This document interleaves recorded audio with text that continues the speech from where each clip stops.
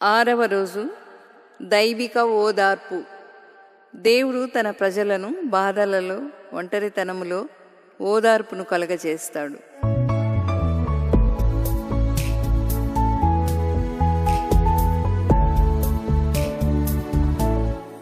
ఓడానని నా వారెగా తూలనాడే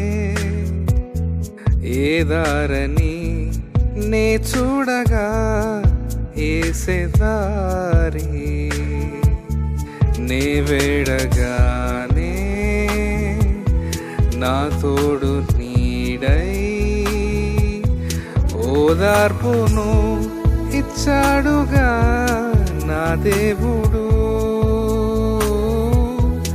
ఓదార్పును ఇచ్చాడుగా నా దేవుడు.